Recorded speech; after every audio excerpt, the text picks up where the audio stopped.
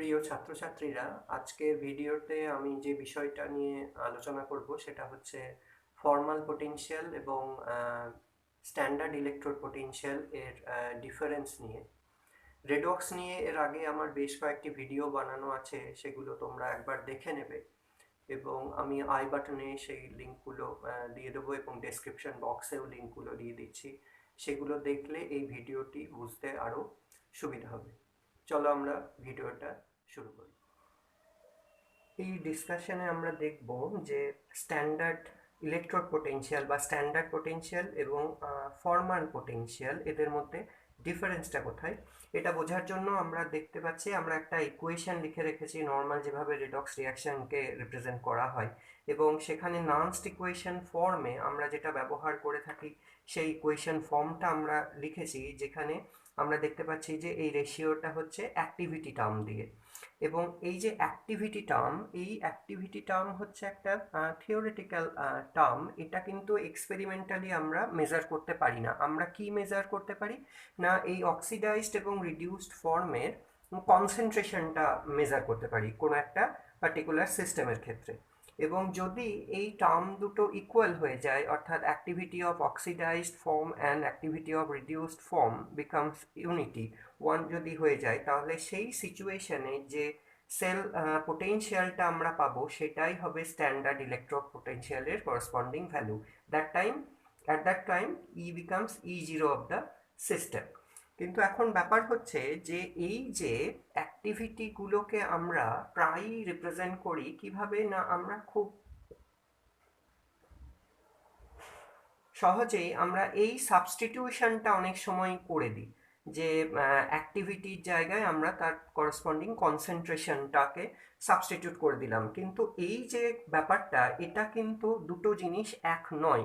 অর্থাৎ অ্যাক্টিভিটি এবং concentration term equal তখনই হতে পারে যখন সিস্টেমটা আইডিয়াল বিহেভ করে, অর্থাৎ সেখানে concentration of the oxidised reduced ফর্মটা লো থাকবে, সেখানে কোনো রকম অন্য ফেনোমেনা, যেমন সেখানে কোনো পিএইচ চেঞ্জ অকার করবে না, সেখানে কোনো অ্যাসোসিয়েশন ডিসোসিয়েশন এই ধরনের ঘটনা ঘটবে না, কমপ্লেক্সেশন ঘটবে না, বা প্রেসিপিটেশন রিয়াকশন ঘটবে না। তাহলে খুব আইডিয়ালি যখন সলিউশনটা বিহেভ করে, একমাত্র তখনই আমরা কিন্তু অ্যাক্টিভিটি ইকুয়াল টু কনসেন্ট্রেশন এই সাবস্টিটিউশনটা করতে পারি। এবং সেই সিচুয়েশনের ক্ষেত্রেই কিন্তু, অর্থাৎ ডাইলিউট কন্ডিশনের ক্ষেত্রেই কিন্তু আমরা এটা করে থাকি। কিন্তু বাস্তবে দেখা যাচ্ছে যে এই সিচুয়েশনটা কিন্তু পাওয়া যাচ্ছে না। তার কারণ কি, কখনোই আমরা যে অক্সিডাইজড এবং রিডিউসড ফর্ম কোনো একটা স্পিসিসের কথা বলছি, তখন দেখা যায় যে তারা কিন্তু ওই কন্ডিশনগুলো সবসময় মেনটেন করে না, তারা কিন্তু একাধিক ফর্মে থাকতে পারে। আমি যদি একটা এক্সাম্পল এখন বলি, যে সে একটা আয়রন Fe3+2+ এই সিস্টেমের জন্য আমি এই নানস্ট ইকুয়েশন ফর্মটা ব্যবহার করব, এবং আমরা যদি খুব রিলেশনটা লিখি তাহলে আমরা এইভাবে লিখতে পারি যে E is equal to E0 0.059, এখানে নাম্বার অফ ইলেকট্রন ট্রান্সফার হবে 1। তাহলে এখানে ইকুয়েশনে আমরা খুব সহজেই এই ব্যাপারটা করে দিচ্ছি, concentration of Fe3 and concentration of Fe2+। এখন ব্যাপার হলো যে এই যে সিস্টেমে যদি আমি একটা সিস্টেমের মধ্যে কোনো একটা ইলেকট্রোলাইট যোগ করে দিই, সে আমি যদি একটা এইশিয়াল মিডিয়ামের কথা বলি, তাহলে তখন দেখা যাবে যে আয়রন 3+ বা আয়রন 2+টা কিন্তু এক্স্যাক্টলি আয়রন 3 বা 2 হিসেবেই যে সিস্টেমে থাকবে তা কিন্তু নয়। এই আয়রন 3 এর পসিবিলিটি আছে, হতে পারে সে হয়তো হাইড্রক্সো, কিছু আয়ন আছে যেখানে সে হাইড্রক্সো স্পিসিস হয়ে আছে, হয়তো সে হতে পারে আয়রনের হয়তো কোনো করসপন্ডিং ক্লোরো কমপ্লেক্স তৈরি করলো, সে FeCl2।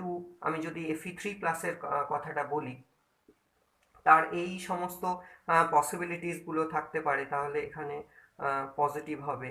সে হয়তো FeCl4 এই ফর্মে থাকতে পারে। সুতরাং সমস্ত পসিবিলিটিগুলো রয়েছে। তার মানে, এবং সিস্টেমের মধ্যে অবশ্যই ফ্রি আয়রন 3+ও আছে। এই একই কথাটা কিন্তু Fe2+ এর ক্ষেত্রেও প্রযোজ্য। তাহলে দেখা যাচ্ছে যে এখানে যদি এই ইকুয়েশনে আমি যদি কনসেন্ট্রেশন অফ Fe3+ বলি, তাহলে শুধুমাত্র Fe3+ এর কনসেন্ট্রেশনটাকে বের করা কিন্তু সম্ভব নয়। Fe3+ এখানে কিন্তু প্রেজেন্ট আছে এখানে ক্লোরো কমপ্লেক্স হিসেবে অথবা হাইড্রক্সো ফর্মে অ্যাজ ওয়েল এজ ফ্রি ফর্মে। তাহলে যেটা আমাদের ব্যাপারটা বোঝা দরকার সেটা হচ্ছে যে গোটা সিস্টেমের মধ্যে একটা টোটাল আয়রন 3+ আছে। আমরা কিন্তু এইটাকে মেজার করতে পারি। আমি কিন্তু ইন্ডিভিজুয়ালি আমরা কিন্তু শুধুমাত্র Fe3+ এই ফর্মটাকে মেজার করতে পারবো না, এই কনসেন্ট্রেশনটাকে মেজার করা যাবে না। তাহলে তখন আমাদের এই নান্সড ইকুয়েশন ফর্মটা এইভাবে ব্যবহার করা যাবে না, আমাদেরকে একটা মডিফাই করতে হবে, একটা মডিফাইড ইকুয়েশন। অর্থাৎ যে ব্যাপারটা বলছিলাম যে activity is equal to concentration, এটা কিন্তু এত সহজভাবে করা যাবে না। অ্যাক্টিভিটিকে কনসেন্ট্রেশনে কনভার্ট করার সময় আমাদেরকে প্রত্যেকটা তার করসপন্ডিং অ্যাক্টিভিটি কোইফিশিয়েন্ট টার্ম দিয়ে আমাদের এই সাবস্টিটিউশনটা ঘটাতে হবে, এই ব্যাপারটাকে চেঞ্জ করতে হবে। অর্থাৎ অক্সিডাইজড ফর্ম যেটা রয়েছে তার corresponding activity coefficient of the oxidised form, একই রকমভাবে যে রিডিউসড ফর্ম রয়েছে তার অ্যাক্টিভিটি কোএফিসিয়েন্ট টার্মগুলো থাকবে। এখন যদি এই ইকুয়েশনটাকে আমরা ব্যবহার করে এটাকে যদি আমরা রিরাইট করি, তাহলে দেখা যাচ্ছে যে E0.059n লগ অফ, এখানে অ্যাক্টিভিটি কোএফিসিয়েন্ট টার্মগুলোকে আমরা বাইরে বের করে নিচ্ছি এই ফর্ম থেকে। তাহলে ইকুয়েশনের চেহারাটা এখন এই রকম হচ্ছে, এই ফর্মটা চেহারা নিচ্ছে। সুতরাং দেখা যাচ্ছে যে কোনো একটা পার্টিকুলার সিস্টেমের ক্ষেত্রে এখানে যে E0 ভ্যালুটা আসছিল স্ট্যান্ডার্ড স্টেটে, অর্থাৎ স্ট্যান্ডার্ড ইলেকট্রোড পোটেনশিয়াল, এখানে দেখা যাচ্ছে যে এই ইকুয়েশনটাকে যদি এই ফর্মে আমি কম্পেয়ার করি, এই ফর্মে যদি কম্পেয়ার করি তাহলে কিন্তু তার এই মাঝের যে টার্মটা রয়েছে অর্থাৎ E0 প্লাস সামথিং, এখানে একটা টার্ম থেকে যাচ্ছে। এখন কিন্তু এই E0 ভ্যালুটাকে আমরা কিন্তু পাবো না। কিভাবে না, এই সময় যদি এই কন্ডিশনটা এখনো অ্যাপ্লাইড হয় যে অক্সিডাইজড ফর্ম এবং রিডিউস ফর্মের কনসেন্ট্রেশনটা সেম রয়েছে, অর্থাৎ যে কন্ডিশনটা আমি এর আগে উল্লেখ করলাম যে এইটা যদি ইকুয়ালও হয়, তাহলে সেই অবস্থায় E0 টার্মটাকে কি হবে, E0 প্লাস সামথিং হচ্ছে, তার মানে E0টা আর আগের E0কে আমি কিন্তু পাবো না, E0 প্লাস সামথিং আসছে। তাহলে এটাকে নতুনভাবে আমরা যদি লিখি তাহলে E0 প্রাইম বলছি plus 0.059/n log of oxidized form concentration reduced form concentration। তাহলে দেখা যাচ্ছে E0 আর এখন E0 নেই, now this is become E0 prime. এই যে E0 প্রাইম যেটা পাওয়া গেল, this is actual the formal potential, এটাই হচ্ছে ফর্মাল পোটেনশিয়াল, অর্থাৎ considering the formal concentrations of the species. অর্থাৎ যেভাবে আমি এর আগের ইকুয়েশনটা আয়রনের ক্ষেত্রে আমরা বলার চেষ্টা করলাম, সেখানে দেখাচ্ছিলাম যে Fe3+ শুধুমাত্র যে Fe3+ হিসেবে এই সিস্টেমের মধ্যে প্রেজেন্ট থাকবে তা কিন্তু নয়। এখানে দেখা যাবে যে Fe3+ এবং 2+, সেখানে নানা রকম ফর্মে রয়েছে এবং ইন্ডিভিজুয়ালি শুধুমাত্র Fe3+ ওই ফর্মটি আমরা কিন্তু পাবো না। আমরা এটাকে আমরা লিখে নিচ্ছি এই ফর্মে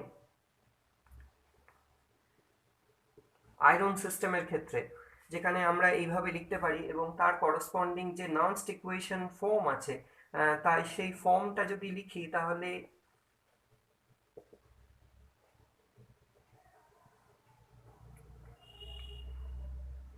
এইভাবে লেখা উচিত, activity of Fe3+ and activity of Fe2+। এটা আইডিয়ালি এটা সম্ভব, কিন্তু আমরা বললাম যে এখানে আয়রন 3+ অ্যাকচুয়ালি ওইভাবে নেই, এখানে আমরা টোটাল আয়রন 3+ হিসেবে পাচ্ছি। সেখানে Fe3 তো আছেই, তার সঙ্গে কিন্তু একাধিক ফর্ম থাকতে পারে, সেটা হয়তো হাইড্রক্সো ফর্মে আছে। তাহলে এই সমস্ত কনসেন্ট্রেশনগুলোকে আমাকে কিন্তু কনসিডার করতে হবে। হয়তো সে ক্লোরো কমপ্লেক্স হিসেবে আছে, এই সমস্ত কনসিডার করে আরও স্পিসিস থাকতে পারে। একই কথা আমরা বলবো Fe2+ সিস্টেমের ক্ষেত্রেও। তাহলে দেখা যাচ্ছে যে এখানে Fe3+টা actually fraction of this total iron. তার মানে কি, Fe3+ হতে পারে, আমি ধরে নিচ্ছি যে x fraction of the total iron 3+। ঠিক একই রকমভাবে Fe2 এর ক্ষেত্রেও আমরা টোটাল Fe2+ পাবো। সেখানে দেখা যাবে যে Fe2+টা কি হচ্ছে, সে Y fraction of total Fe2+। আমরা কিন্তু এটাকে মেজার করতে পারি ইন্ডিভিজুয়ালি, শুধুমাত্র Fe3+ বা Fe2+ কনসেন্ট্রেশনটাকে আলাদা করে কিন্তু বের করতে পারছি না। তাহলে এই ইকুয়েশনটাকে যদি আমি নান্সড ইকুয়েশন ফর্মে সাবস্টিটিউট করতে চাই, তাহলে তখন কি করতে হবে না, এটাকে কনসেন্ট্রেশন দিয়ে যখন সাবস্টিটিউট করব, তখন কিন্তু অ্যাক্টিভিটি কোএফিসিয়েন্ট টার্মগুলোকে নিয়ে আসতে হয়। তার কারণ কি হয় না, কোনো একটা সিস্টেমের অ্যাক্টিভিটি টার্মটা অ্যাকচুয়ালি হচ্ছে কি তার কনসেন্ট্রেশন ইনটু অ্যাক্টিভিটি কোএফিসিয়েন্ট, এই সাবস্টিটিউশনটা করতে হয়। এবং সেখানে আমরা এবার যদি বলি যে এভাবে সাবস্টিটিউট করি, তাহলে একটু আগেই যে ফর্মটা লিখছিলাম সেখানে লগ অফ, এখানে অ্যাক্টিভিটির জায়গায় আমরা টোটাল আয়রন 3+এর যে কনসেন্ট্রেশন সেই টার্মটা লিখতে হবে। তাহলে এখানে Fe3+ ফর্মটা concentration as well as Fe2+ form আছে, এবং যেহেতু কনসেন্ট্রেশন দিয়ে সাবস্টিটিউট করছি, তাহলে তার corresponding F of Fe3+ and F of Fe2+ এই সাবস্টিটিউশনটা করতে হবে। কিন্তু দেখা যাচ্ছে যে এই ফর্মটা আমার জানা নেই, কিন্তু একটু আগেই আমরা যে রিলেশনটা লিখেছিলাম যে Fe3+টা হচ্ছে x fraction of total iron 3+, তাহলে আমরা সেইভাবে বসাবো 0.59 লগ অফ, এখানে আমরা সাবস্টিটিউট করছি x fraction of total iron 3+, আর একটা y fraction of total iron 2+, এবং এইটা অ্যাজ ইউজুয়াল আমাদের থেকেই যাচ্ছে। তাহলে যে চেহারাটা এখন আমরা পাবো, সেখানে দেখা যাবে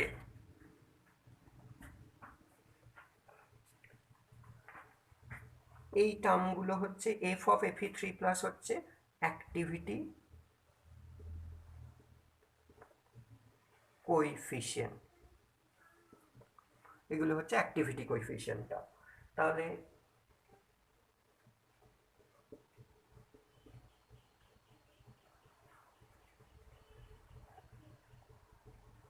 যেহেতু এটাকে মেজার করা যেতে পারে টোটাল আয়রন 3+, টোটাল আয়রন 2+, তাহলে এটা এই রিলেশনে আমরা এইটাকে এইভাবে লিখতে পারি।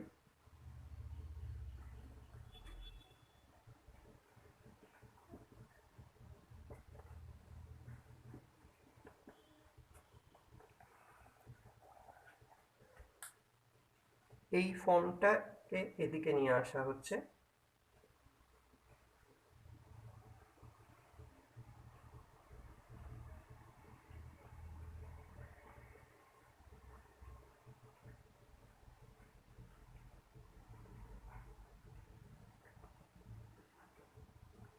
log of total iron 3+, total iron 2+ concentration. তাহলে E0 যেটা একটা স্ট্যান্ডার্ড ভ্যালু ছিল, সেই ভ্যালুটা থাকবে প্লাস সামথিং। এই যে প্লাস সামথিং, এই যে অংশটি এখানে চলে এলো, যেহেতু সিস্টেমটা এখন আইডিয়ালি বিহেভ করছে না বলে এই যে অংশটি এখানে আমরা পেয়ে গেলাম, that is equal to, this is the formal concentration.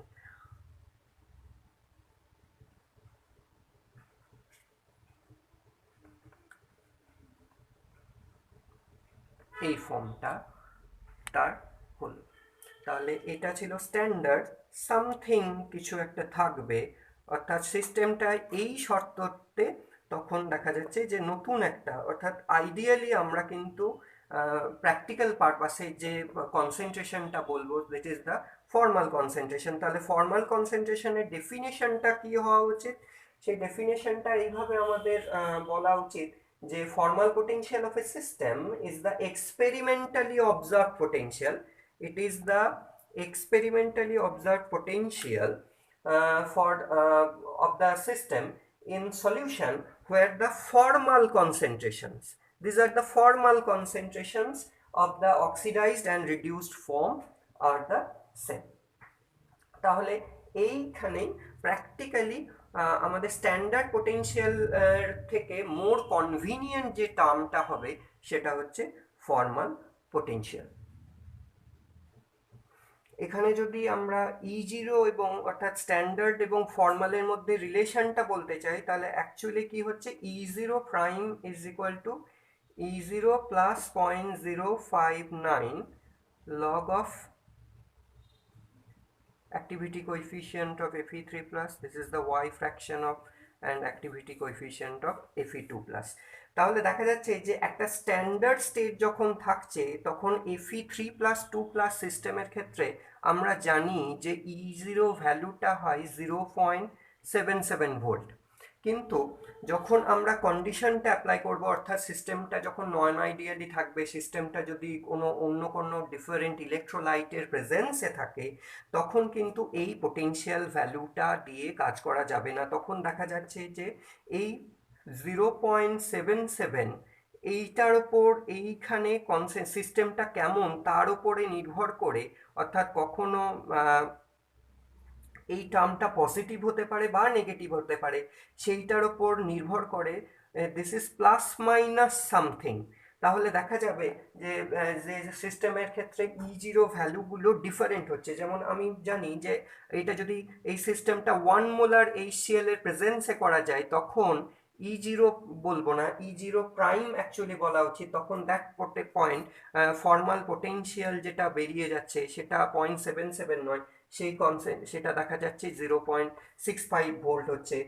যদি সালফিউরিক অ্যাসিডের প্রেজেন্সে হয় সেটা E0 প্রাইমটা তখন 0.61, অর্থাৎ ফর্মাল পোটেনশিয়ালটা তখন বেশি করে ইউজফুল হচ্ছে। তাহলে এইটাই হচ্ছে difference between formal and standard potential.